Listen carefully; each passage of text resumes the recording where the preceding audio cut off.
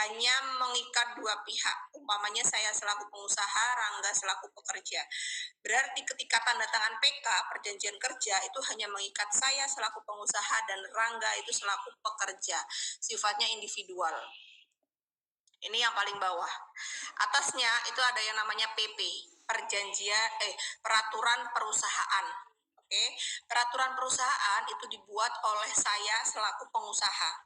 Yang buat saya sendiri peraturan perusahaan itu selaku pengusaha. Tetapi harus diikuti atau ditaati oleh semua karyawan. Oke, itu tingkatannya di atasnya PK. Nah, di atas PP atau peraturan perusahaan itu ada yang namanya PKB, Perjanjian Kerja Bersama, dibuat oleh saya selaku pengusaha dan kalian selaku pekerja, dan harus ditaati oleh saya selaku pengusaha dan kalian selaku pekerja. Itu yang paling tinggi di suatu perusahaan. Jadi di suatu perusahaan itu perjanjian yang paling tinggi atau peraturan yang paling mengikat itu adalah PKB, dilanjutkan dengan PP atau peraturan perusahaan, dan yang paling bawah adalah PK atau perjanjian kerja. Gitu ya. Jadi jelas kalau memang ada perjanjian kerja tadi antara saya dan Rangga yang sifatnya individual ternyata bertentangan dengan PKB, maka perjanjian kerjanya kalah, harus menyesuaikan dengan PKB-nya karena PKB ini memiliki kekuatan hukum yang lebih tinggi daripada PK. Itu ya. Begitu juga ketika ketika perjanjian kerja bertentangan dengan peraturan perusahaan, maka yang didahulukan atau dimenangkan itu adalah PP atau peraturan perusahaan. Faham sampai sini?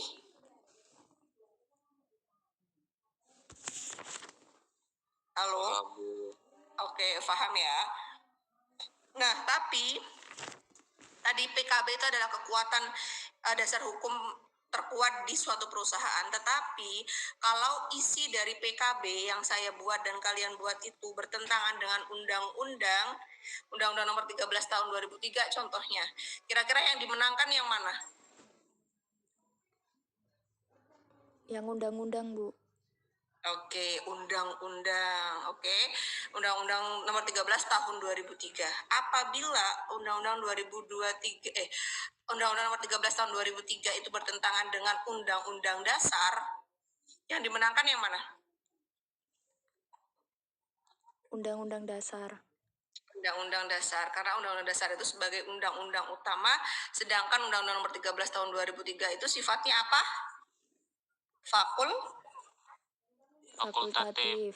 Oke, fakultatif, hanya untuk melengkapi saja. Oke, pertanyaan terakhir ya.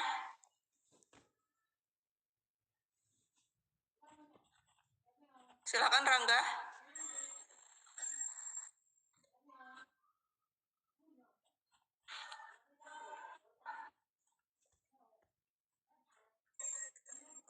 Rangga atau Rivaldo?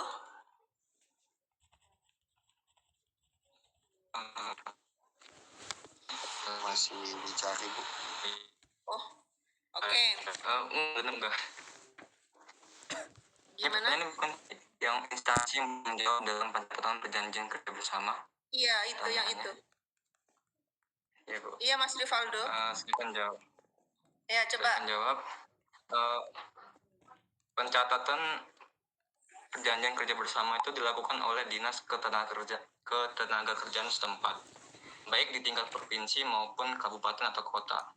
Proses pencatatan ini juga melibatkan Kementerian Ketenagakerjaan untuk memastikan bahwa PKB yang dibuat telah sesuai dengan ketentuan peraturan perundang-undangan yang berlaku.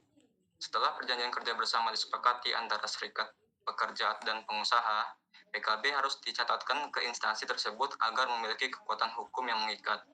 Pencatatan ini juga bertujuan untuk pengawasan dan pembinaan dari pemerintah, memastikan bahwa isi PKB tidak bertentangan dengan undang-undang dan melindungi hak pekerja serta pengusaha. Sudah, apakah jelas, Karinta? Gimana, Karinta? Cukup jelas, Bu. Oke, jadi untuk Dinas Ketenagakerjaan itu sebagai pihak yang mengesahkan ya. Jadi yang membuat perjanjian PKB tersebut, yang membuat PKB itu ya pengusaha dan para karyawan.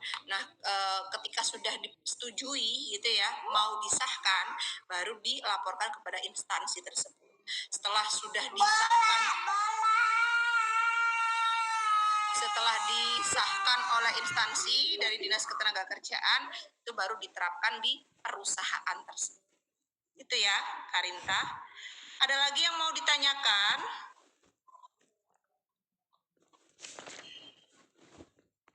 Cukup? Cukup, Bu. Oke, silakan. Silakan ditutup, Rangga atau Rivaldo. Sekian dari presentasi kami.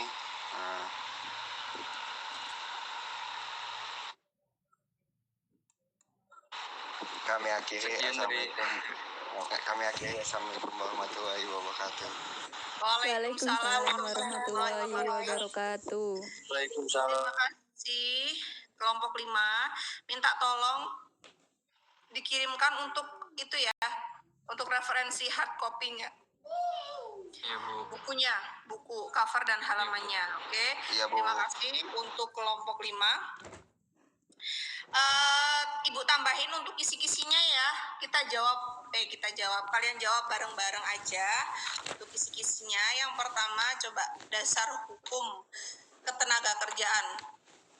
Itu ada berapa? Sumber hukum ketenagakerjaan itu ada berapa? Ayo jawab bareng-bareng. Ada 8. Ada 8. Oke. Nanti disebutin sendiri. Yang kedua, para pihak dalam hukum ketenagakerjaan itu ada berapa? Ada 7. Oke. Kemudian para pihak dalam hukum ketenagakerjaan. Berikan contoh organisasi pengusaha.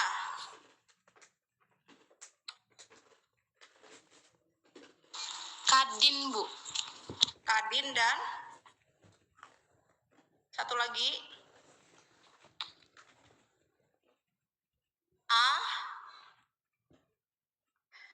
Apindo. Ayo Kadin apa singkatan dari?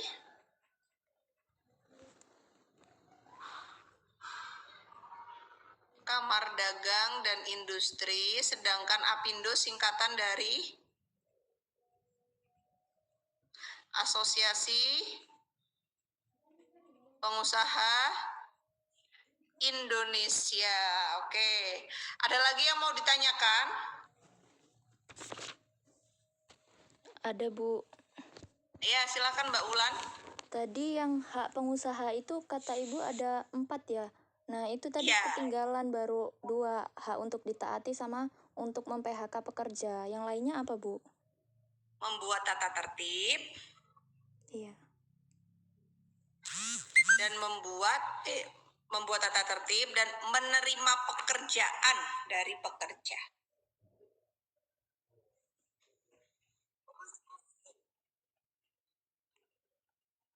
Ada lagi yang mau ditanyakan?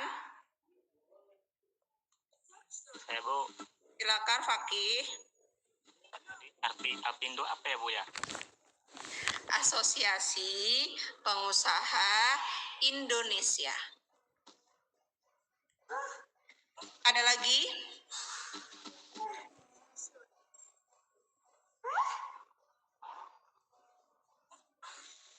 Ada lagi yang mau ditanyakan? Sepertinya cukup, Bu. Oke, cukup ya. Jadi, tadi yang kemarin sama hari ini nyatet semua kisi-kisi dapat berapa? 1. Halo? Dapat berapa kisi-kisinya? 14. 10. 16. Gas, Bu. Oke. 16. Nah, jangan belajar cuma dari kisi-kisi ya. Jadi, yang dipresentasikan itu kan mulai dari nanti dari PPT yang Ibu kirim itu tolong dipelajari lagi, dipahamin lagi. Terus yang kedua sumber hukum ketenagakerjaan, yang ketiga para pihak dalam hukum ketenagakerjaan, keempat hak dan kewajiban pengusaha, yang kelima adalah perjanjian kerja. Jadi ada 5 materi yang akan dikeluarkan dalam UTS. Nah, nanti UTS-nya 1 orang itu soalnya 10. Tapi tipe soalnya itu ada 60 soal. Jadi ada tipe A, B, C, D, E, F gitu ya. Jadi jangan cuma belajar dari kisi-kisi aja. Kisi-kisinya kan belum ada 20 tuh, baru 2 tipe aja. Takutnya nanti kalian nggak dapat dari kisi-kisi tersebut, tapi dapat soal yang lainnya. Jadi tolong dipelajari dari 5 makalah yang sudah dipresentasikan, kemudian apa yang sudah Ibu jelaskan, dan beberapa pertanyaan yang sudah Ibu konfirmasi ketika teman-teman bertanya. Gitu ya. Jadi kuncinya cuma belajar. Nah, kita kan ketemu lagi di hari Selasa ya? Iya, Bu. Ya, Bu. Kita offline di hari Selasa. Kita UTS-nya di hari Selasa. Jadi silakan dipelajari, Sabtu Minggu belajar. Nanti Senin kalau masih ada materi yang belum jelas bisa ditanyakan lagi ke Ibu. Oke, bisa lewat grup, bisa japri gitu. Asalkan tanyanya nggak waktu UTS. Gitu ya. Iya, Bu. Cukup, ada lagi yang mau ditanyakan? Ibu, sebetulnya saya tampil pilihan ganda. Gimana, Selfie? Sinyalnya saya tahu pilihan ganda, Bu. Isai dong. Oke, ada lagi? Ibu, jadi kelompok 6 majunya hari Jumat depan ya? Ya. Cukup. Gimana, Muammar? Cukup, Bu. Oke, cukup ya. Sudah, kalau tidak ada yang ditanyakan kembali, mari kita tutup bersama dengan baca hamdalah. Alhamdulillahirrabbilalamin. Alhamdulillahirrabbilalamin. Kurang lebihnya Ibu mohon maaf. Akhirul kalam. Wassalamualaikum warahmatullahi wabarakatuh. Waalaikumsalam.